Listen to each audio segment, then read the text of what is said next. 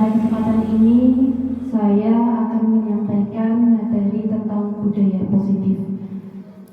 Ini materi yang saya pelajari di pendidikan calon guru penggerak, yang mungkin ibu-ibu semua sudah pernah mendapatkan materi seperti ini, dan ini bagi saya merupakan hal yang baru dan baru dipelajari.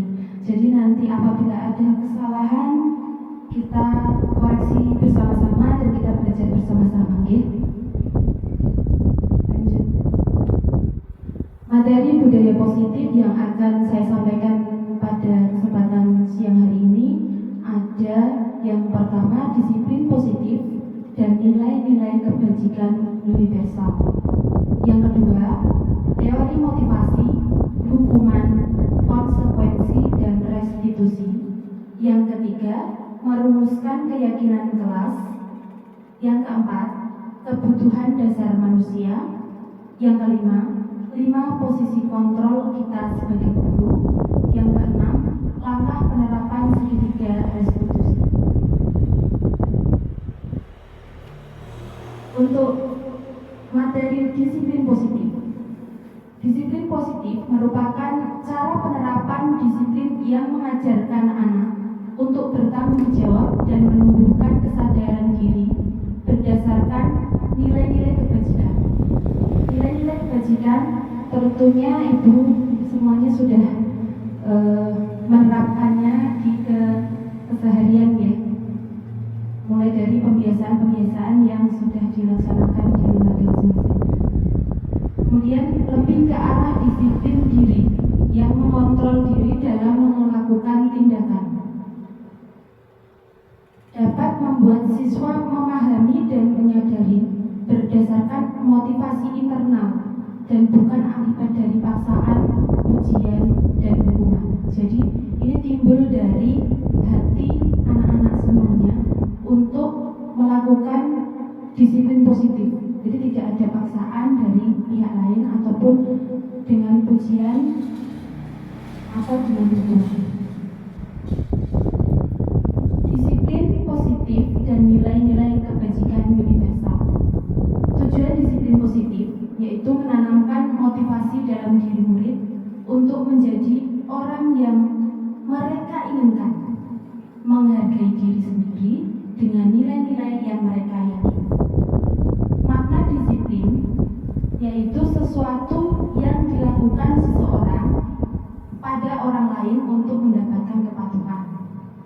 Tujuan pendidik adalah menciptakan anak yang memiliki disiplin diri sehingga mereka bisa berperilaku dengan mengacu pada nilai kebajikan universal dan memiliki motivasi intrinsik, bukan ekstrinsik. Jadi memiliki motivasi dari dalam diri yang diyakini anak ini, tidak motivasi dari ekstrinsik yang merupakan itu bukan dari dalam diri. Jadi anak-anak akan meyakininya sehingga anak-anak akan mudah untuk melaksanakan disiplin positif tersebut. Kemudian untuk selanjutnya, menurut Ki Hajar Dewantara dan Dian Negosi, disiplin adalah belajar untuk mengontrol diri agar dapat mencapai tujuan sesuai dengan nilai-nilai kebajikan universal. Nilai kebajikan universal yang ingin dicapai dikenal dengan profil pelajar Pancasila. Nah, ini profil pelajar Pancasila mencakup 6 dimensi yang tentunya sudah kita terapkan dan sudah diketahui oleh ibu-ibu semuanya, nggih. Kira-kira apa saja Bu masih ingat, nggih? 6 dimensi profil pelajar Pancasila itu ada apa saja? Kita bisa menyanyikan lagu profil pelajar Pancasila. Ini monggo kita sarung-sarung, nggih. 1, 2, 3. Belajar Pancasila, beriman dan bertakwa pada Tuhan Yang Esa dan berakhlak mulia, berkebinekaan global, gotong royong mandiri, kreatif dan bernalar kritis. Terima kasih, tepuk tangan buat kita semuanya.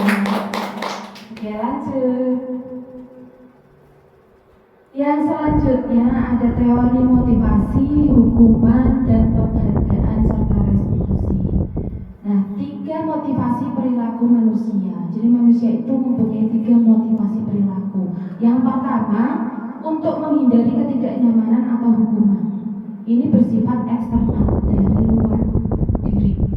Kemudian untuk yang kedua, untuk mendapatkan imbalan atau penghargaan dari orang lain. Ini juga bersifat eksternal dari luar dalam diri. Kemudian untuk menjadi orang yang mereka inginkan dan menghargai diri sendiri dengan nilai-nilai yang mereka yakini tersebut. Ini berasal dari internal, menjadikan seorang memiliki disiplin positif. Jadi yang sangat dianjurkan itu yang ketiga ya. Jadi anak-anak mempunyai keyakinan secara internal. Kemudian untuk yang selanjutnya hukuman, konsekuensi, dan restitusi. Yang pertama, tindakan terhadap suatu pelanggaran biasanya berbentuk hukuman atau konsekuensi. Restitusi merupakan proses menciptakan kondisi bagi murid untuk memperbaiki kesalahan mereka sehingga mereka bisa kembali pada kelompok mereka dengan karakter yang lebih kuat. Menurut Gosen 2004. Yang ketiga, restitusi merupakan proses kolaboratif yang mengajarkan murid untuk mencari solusi untuk masalah mereka dan membantu murid berpikir tentang orang seperti apa yang mereka inginkan dan bagaimana mereka harus memperlakukan orang lain. Hukuman dan penghargaan. Hukuman dan penghargaan semuanya tidak efektif dalam penanaman disiplin positif. Hukuman tidak terencana atau bersifat tiba-tiba.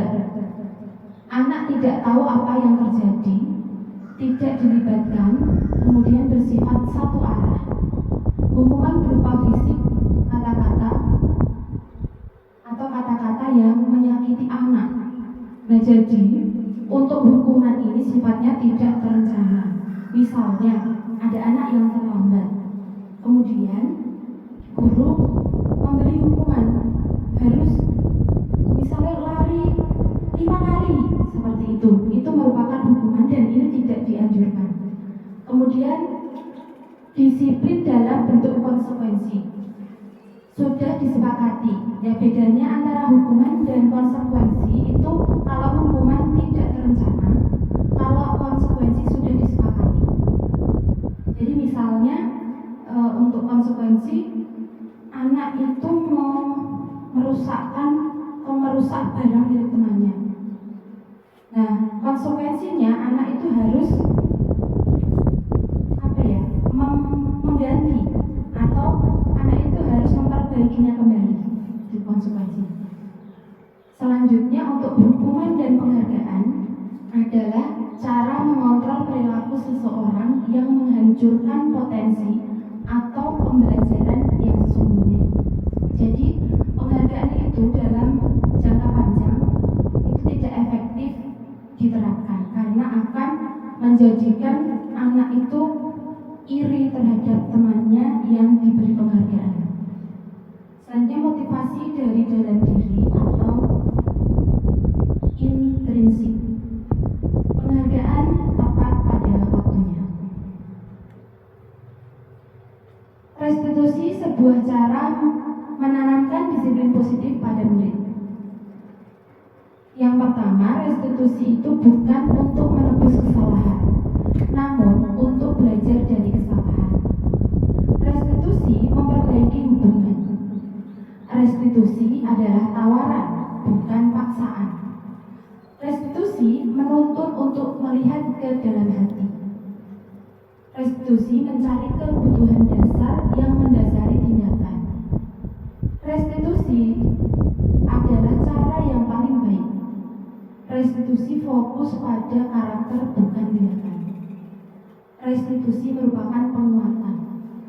Restitusi fokus pada solusi. Dan restitusi mengembalikan murid yang berbuat salah pada kelompoknya. Yang selanjutnya adalah membuat membuat keyakinan kelas.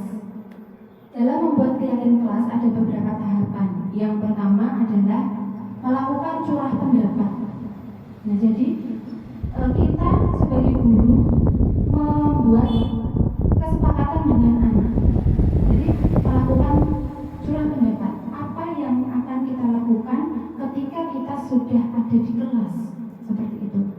Kemudian yang kedua, mencatat semua masukan. Ini mencatat semua masukan dari anak.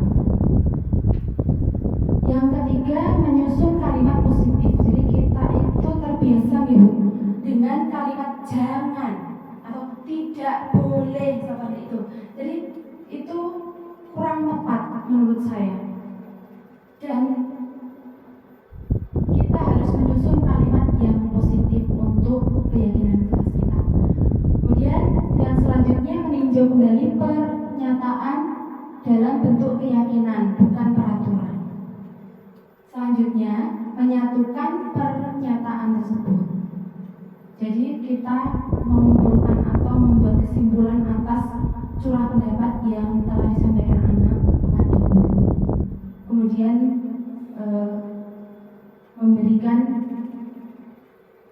kesimpulan dan mencatat semua itu dalam bisa ditulis ke dalam kertas atau bisa berwujud gambar.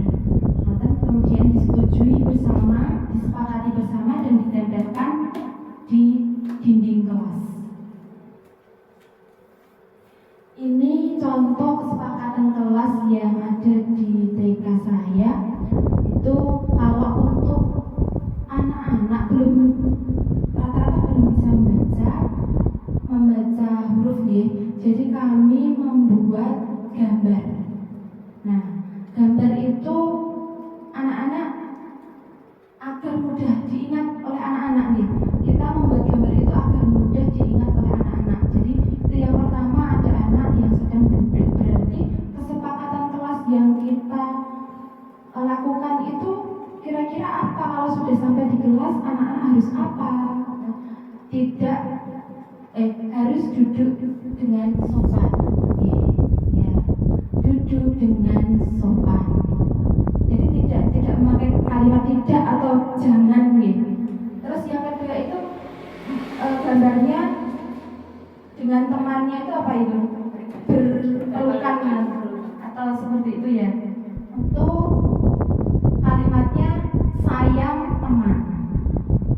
Terus kemudian selanjutnya ada anak yang memegang sapu, itu apa kira-kira? Menjaga kebersihan kelas. Kemudian itu ada permainan, alat permainan. Itu bagaimana kalau setelah bermain itu anak-anak menyepakati merapikan alat dan bahan bermain ke tempat semula. Terus kemudian itu ada seorang yang sedang berbicara, terus anak-anak yang di bawah itu memperhatikan. Jadi apa yang kita sepakati, kalau ada orang yang berbicara, kita saling mendengarkan, seperti itu. Kemudian selanjutnya itu kalau sedang berbicara dengan teman atau guru, itu harus bagaimana sikap kita? Itu berbicara dengan suara pelan. Terus selanjutnya di situ ada anak yang mengangkat tangan. Itu bagaimana kalau kita mau berbicara atau berpendapat? Itu harus mengangkat tangan terlebih dahulu untuk berbicara atau bertanya. Kemudian itu ada anak yang seperti jatuh terus ditolong oleh temannya. Itu kita mengucapkan kata, terbiasa mengucapkan kata tolong atau terima kasih, seperti itu untuk keyakinan kelas di sekolah saya. Seperti itu mungkin itu untuk keyakinan bisa diganti guys, sesuai dengan kondisi di sekolah kita masing-masing. Selanjutnya, nah kebutuhan dasar manusia itu ada 5. Nah yang pertama itu jelas bertahan hidup. Nah, kita sebagai manusia itu bertahan hidup. Kemudian yang kedua itu penguasaan. Jadi kalau anak-anak itu biasanya aku cedak Bu Guru gitu, aku harus cedak Bu Guru, itu merupakan penguasaan. Kemudian kasih sayang dan rasa diterima. Nah, anak-anak membutuhkan kasih sayang dan rasa diterima oleh guru ataupun teman-temannya. Kemudian kebebasan. Ini juga anak-anak perlu kebebasan. Kebebasan dalam berkreasi atau berkreativitas. Kemudian kesenangan. Anak-anak tentunya untuk pembelajaran itu kadang ada anak yang tidak menyukai apa yang kita sajikan. Jadi anak-anak memilih sesuai dengan kesenangannya sendiri. Itu karena anak-anak itu mempunyai karakteristik yang berbeda-beda, ya. Itu merupakan kebutuhan dasar manusia. Selanjutnya ada 5 posisi kontrol sebagai pendidik. Yang pertama itu penghukum. Nah, penghukum itu tidak dianjurkan, ya Bu. Saya yakin di TK-TK sekecamatan Kacimangkoro ataupun di mana saja itu tidak ada yang menghukum muridnya. Tentu saja tidak ada. Kemudian yang kedua, membuat merasa bersalah. Nah, jadi kadang itu saya juga melakukannya. Saya mengakui dan jujur. Kadang itu kita itu harus mengucapkan kalimat yang positif kepada siapapun, tapi terkadang itu sudah menjadi kebiasaan kita untuk tidak, istilahnya itu kurang ngomong gitu. Ya, itu adalah hal yang refleks, ya. Jadi membuat merasa bersalah itu seolah-olah jelom-romongnya anak gitu. Misalnya anak itu tukaran kali temennya terus mengadu, lah kowe makin ngoten, istilahnya seperti itu. Kita tidak berpikir kayak, oh kalimat itu ternyata tidak tepat untuk anak ngoten gitu. Jujur itu saya. Tapi setelah mendalami atau mempelajari modul budaya positif ini, insya Allah kita akan melakukan perubahan, ya ibu semuanya. Ya, semoga saja kita terbiasa dengan kalimat-kalimat yang positif. Kemudian 3, sebagai teman. Kita tentunya sebagai teman untuk anak-anak kita. Jadi di sini sebagai teman itu ada positif dan ada negatifnya.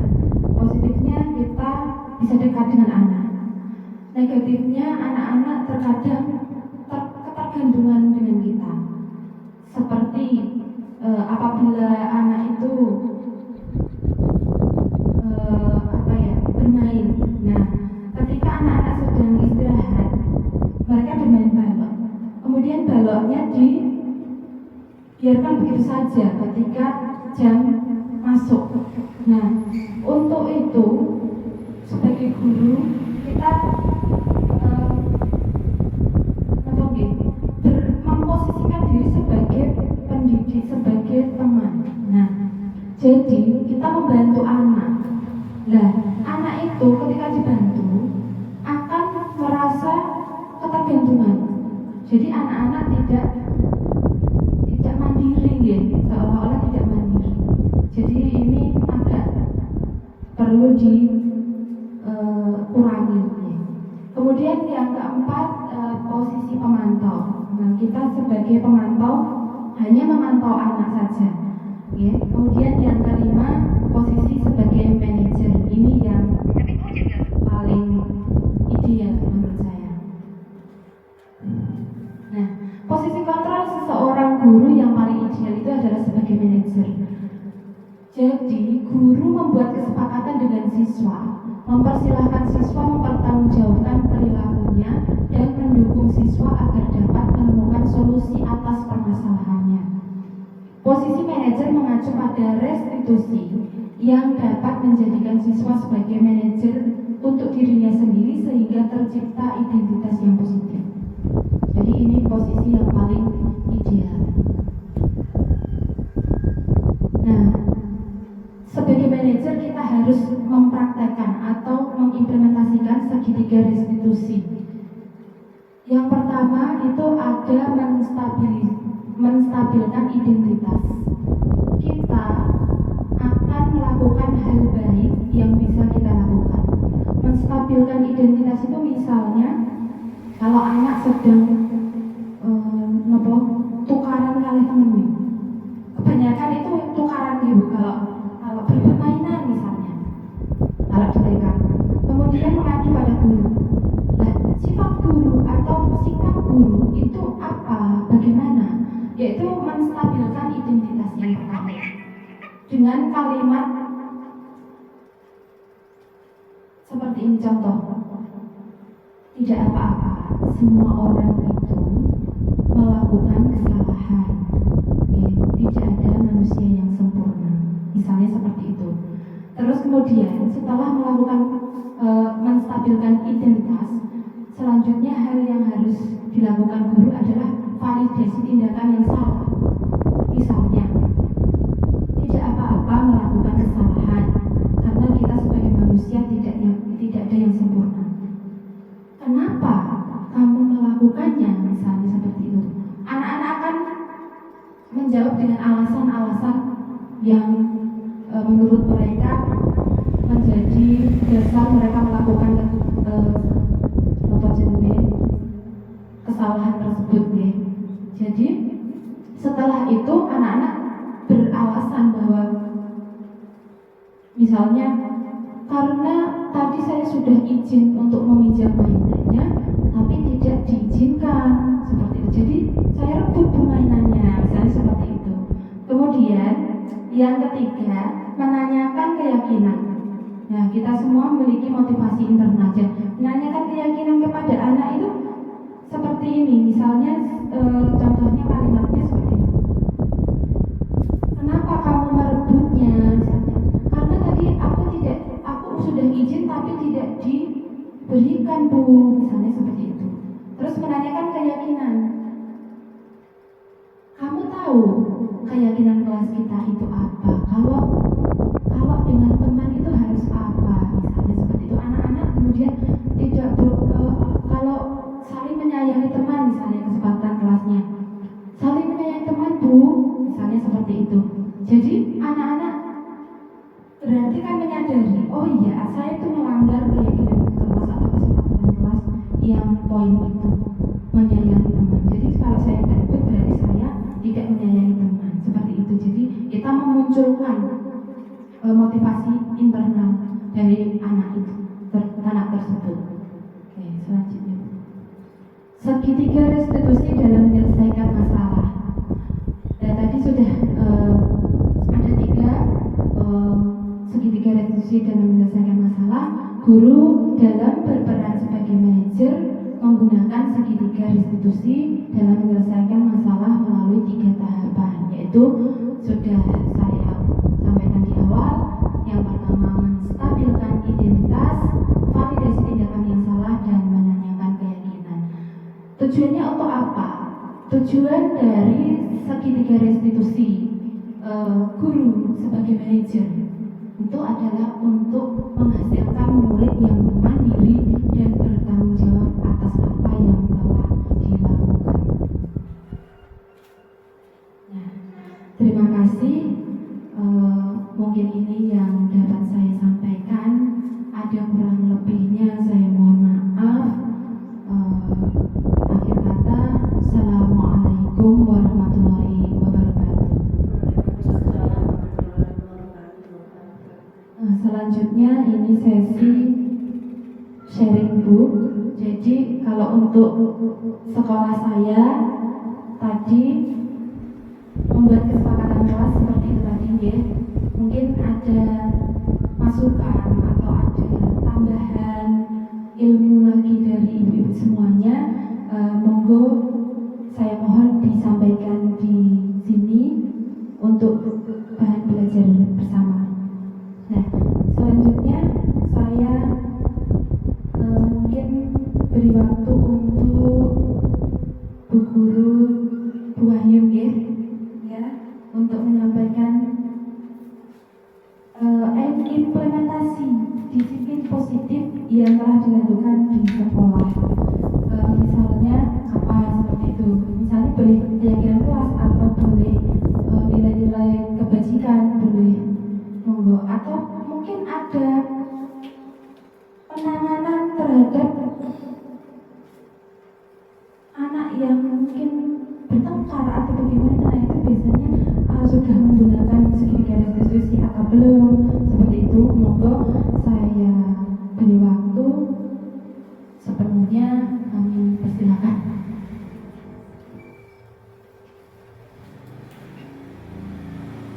Baik, terima kasih waktu yang diberikan kepada saya. Sebelumnya saya mohon maaf, ini bukannya untuk saling menggurui, tapi di sini hanya untuk sharing-sharing saja, Ibu. Kita belajar bersama tentang budaya positif yang telah kami implementasikan di sekolah kami. Di antaranya yaitu pembiasaan di pagi hari. Pembiasaan di pagi hari yang pertama, tetap menerapkan senyum, salam, sapa kepada setiap warga sekolah yang datang. Itu yang paling utama. Kemudian untuk menjaga kebersihan kelas dan lingkungan, itu juga merupakan budaya positif yang diterapkan di lembaga kami. Dan yang terakhir, budaya positif yang kami terapkan yang sudah berjalan beberapa tahun ini, yaitu pembiasaan dalam pembacaan surat-surat pendek di awal pembelajaran. Jadi kami membiasakan hal tersebut supaya anak-anak lebih mendalami tentang salah satu tentang keagamaan. Jadi kalau di agama itu anak-anak lebih, istilahnya lebih ekstra di perdalam, kemungkinan kan anak itu akan lebih mudah untuk dikendalikan. Mungkin salah satunya seperti itu tujuan kami menerapkan budaya positif tersebut. Kemudian untuk keyakinan kelas atau kesepakatan kelas, keyakinan kelas yang kami implementasikan di TK kami, salah satunya yaitu mengerjakan tugas yang diberikan oleh bu guru secara tepat waktu. Kemudian menjaga barang dan mengembalikan barang tersebut ke tempatnya, salah satunya dengan saat anak bermain, entah itu sebelum pembelajaran ataupun saat istirahat. Waktu istirahat itu anak bermain boleh, anak itu bermain apa saja boleh, namun mereka juga harus mengembalikan barang tersebut ke tempatnya kembali. Kemudian keyakinan kelas yang selanjutnya yang tidak kalah pentingnya yaitu saling menghargai dan membantu satu sama lain.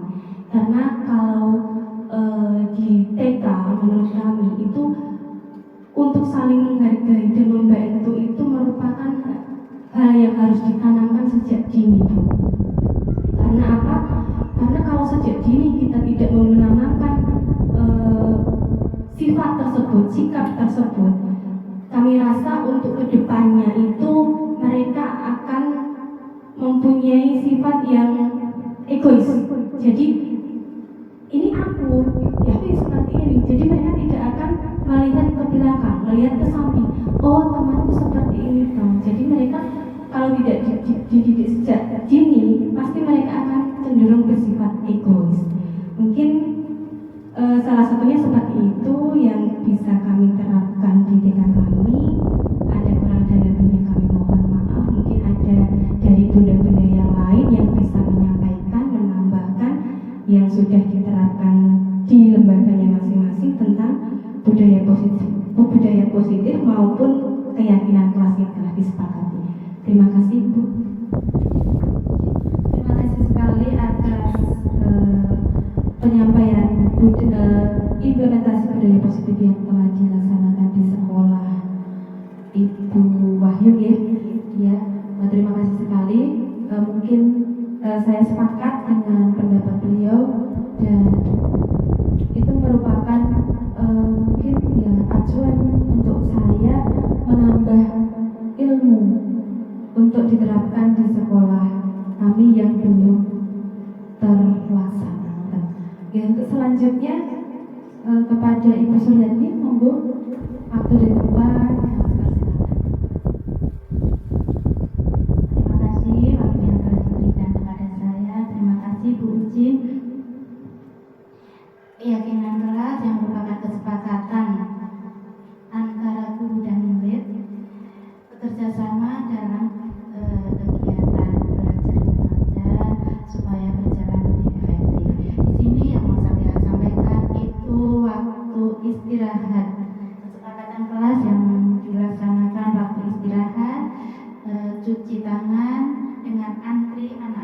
maghrib, lalu makan bekal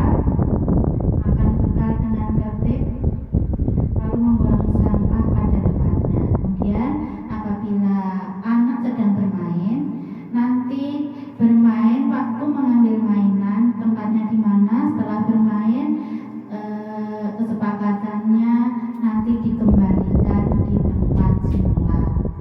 Itu kesepakatan bermain waktu istirahat di TK saya. Mungkin hanya itu, Bu, dari saya. Terima kasih.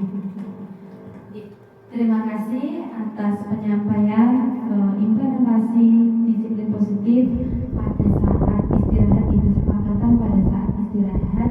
Yang mungkin kami hanya, kalau di sekolah kami baru menerapkan kesepakatan kelas saja, belum kesepakatan pada saat istirahat. Terima kasih sekali. Ini menjadi bahan masukan bagi kami untuk nantinya dapat kami terapkan di sekolah saya. Terima kasih Ibu Suryani. Selanjutnya monggo untuk Ibu Rini, apa yang akan disampaikan?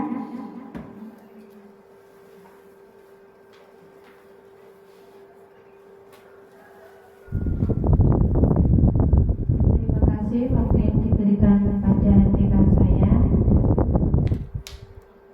Pada saya, keyakinan kelas merupakan kesepakatan kegiatan belajar yang lebih efektif dalam menyatukan pendapat untuk menjadi nilai kebaikan dan melatih disiplin murid serta lebih bertanggung jawab.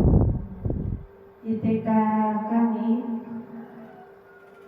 contohnya saat kegiatan akhir, anak-anak setelah istirahat masuk, kemudian duduk melingkar dengan tertib. Setelah itu, waktu mau pulang, anak berdoa. Sesudah itu,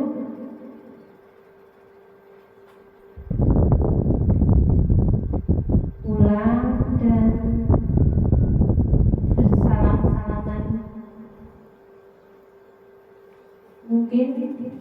Mungkin itu dari saya. Mungkin ada tambahan yang lain. Terima kasih.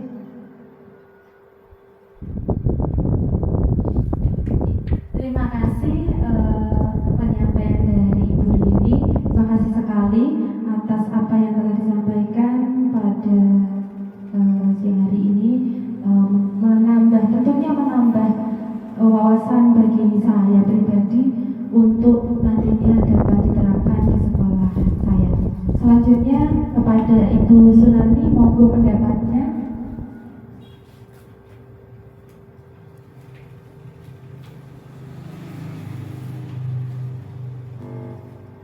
Terima kasih waktu yang terakhir kami, yaitu untuk lembaga kami budaya positif, yaitu selalu menerapkan untuk menyapa dan tersenyum pada saat bertemu dengan ibu atau teman-teman, lalu untuk melaksanakan kerja bakti atau Jumat bersih, lalu bersikap sopan santun dan meminta izin pada ibu guru pada saat keluar atau masuk pada saat kegiatan belajar.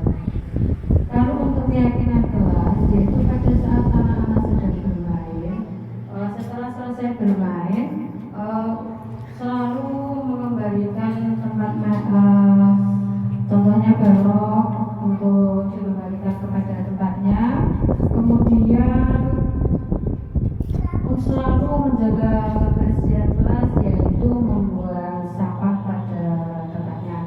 Mungkin dari saya hanya begini, mohon maaf kurang lebihnya. Waktu saya kembalikan kepada Ibu. Terima kasih Ibu semuanya, luar biasa penerapan disiplin positif terhadap lembaganya masing-masing sudah sangat luar biasa, dan tepuk tangan buat kita semuanya. Terima kasih Ibu-ibu semuanya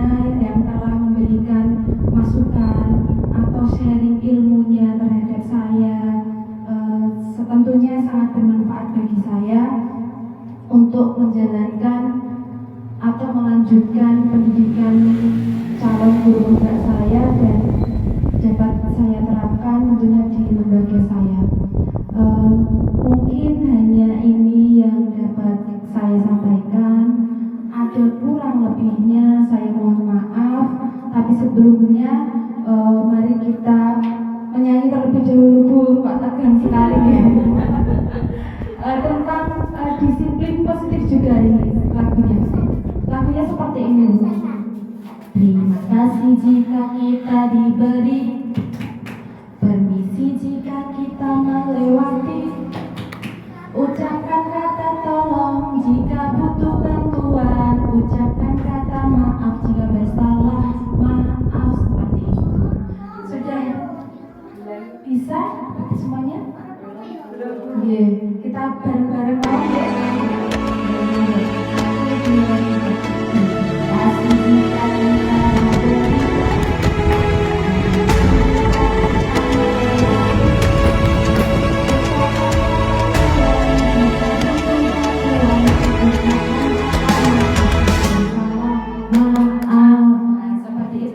itu sebagai lagu juga dalam penerapan disiplin positif nih. Anak-anak pasti akan, oh iya lagu itu mengingatkan saya harus melakukan apa ketika harus meminta tolong itu harus izin terlebih dahulu atau bagaimana, kalau diberi itu harus bagaimana, seperti itu ya. Dari saya cukup ya. Terima kasih sekali atas kerawuhan panjenengan sedoyo. Mohon maaf menyita waktu panjenengan semuanya. Dari saya cukup sekian. Ada kurang lebihnya mohon maaf. Wassalamualaikum warahmatullahi wabarakatuh. Waalaikumsalam warahmatullahi wabarakatuh.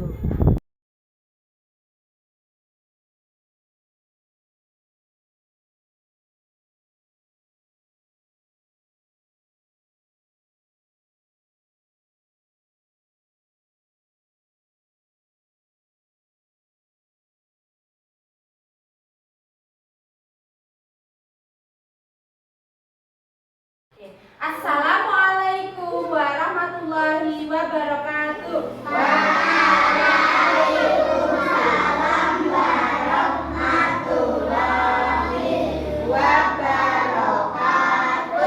Anak-anak semua sehat? Sehat. Semangat? Semangat. Tepuk semangat.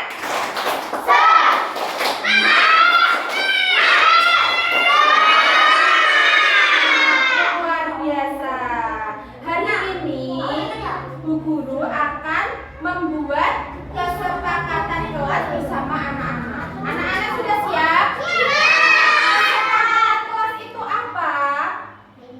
Ayo apa? Iya, namanya peraturan. Iya, betul sekali. Peraturan yang sudah ada di sekolah atau peraturan ketika kita berada di dalam kelas. Iya, sebentar. Nah, baik tidak nek tendang-tendangan itu. Ya, oke baik. Baik, sekarang Bu Guru mau tanya, kesepakatan kelas kita yang akan kita buat itu apa? Anak-anak boleh berpendapat.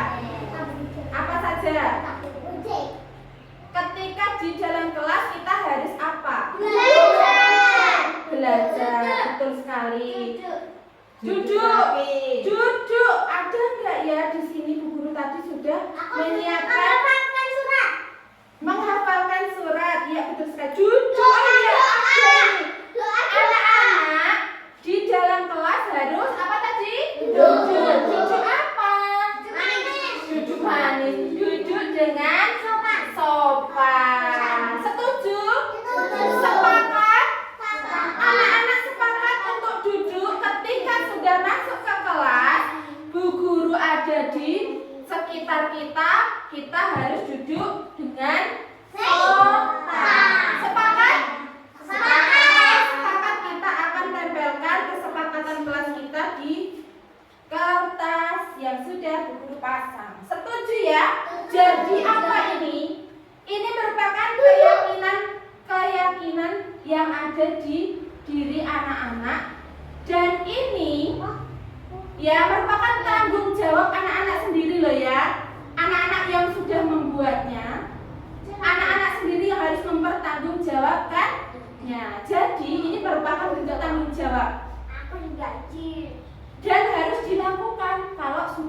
merupakan keyakinan dari anak-anak dan disepakati bersama. Anak-anak harus menjalankan kewajiban ini. Jadi bagaimana kalau sudah sampai di kelas anak-anak harus melaksanakan sopan dengan sopan. Kita sepakati ya.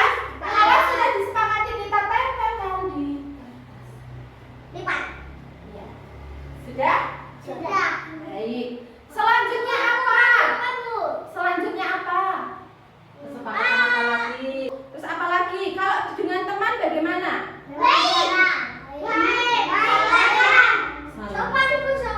Sopan. Kira-kira apa? Kira-kira apa? Boleh tidak mengganggu teman? Boleh tidak mengganggu teman? Jadi apa? Kalau tidak boleh mengganggu teman bagaimana? Berarti sayang teman. Kalimat yang kita buat harus kalimat yang positif. Jadi sayang teman. Kira-kira anak-anak sayang teman apa tidak? Benar? Kita sepakati sayang teman. Semuanya sayang teman. Tidak ada yang tukaran atau berantem. Tidak ada. Baik, nggak boleh ya? Iya. Kita sepakati sayang teman. Teman. Ya. Kemudian kita lanjutkan. Tidak ada. Baik, nggak boleh ya? Iya. Kita sepakati sayang teman. Teman. Ya. Kemudian kita lanjutkan. Di sini sudah ada apa ini? Iya, ini kan sudah tidak terpakai. Terus selanjutnya ini kira-kira bagaimana? Kalau seperti ini bagaimana? Jadi kesepakatannya adalah apa? Betul sekali. Jadi intinya kita harus menjaga kebersihan kelas. Nanti banjir, Bu. Iya betul. Kalau kita buang sampah sembarangan di terus sepakat menjaga kebersihan kelas. Sepakat? Sepakat. Kalau kita sedang di kelas, ketika Bu Guru bercerita atau memberikan pelajaran, anak-anak harus apa?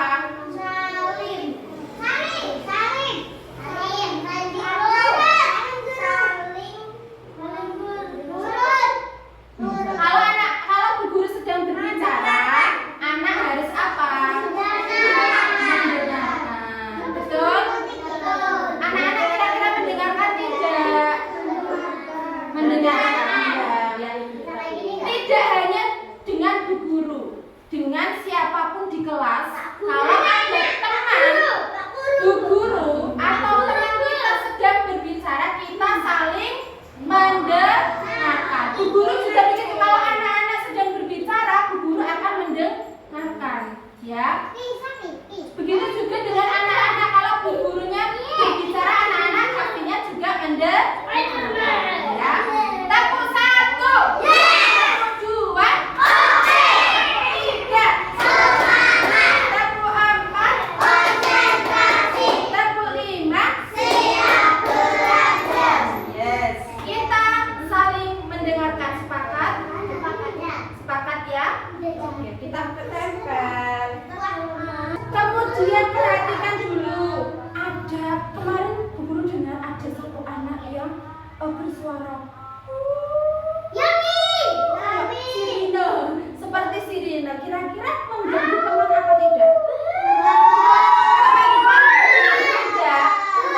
Teman-teman terganggu tidak? Terganggu ya. Kalau terganggu berarti kita membuat kesepakatan apa? Kalau di kelas berbicara dengan suara yang pelan. Pelan bukan berarti bisik-bisik ya, tapi pelan ya. Oke, siap? Yomi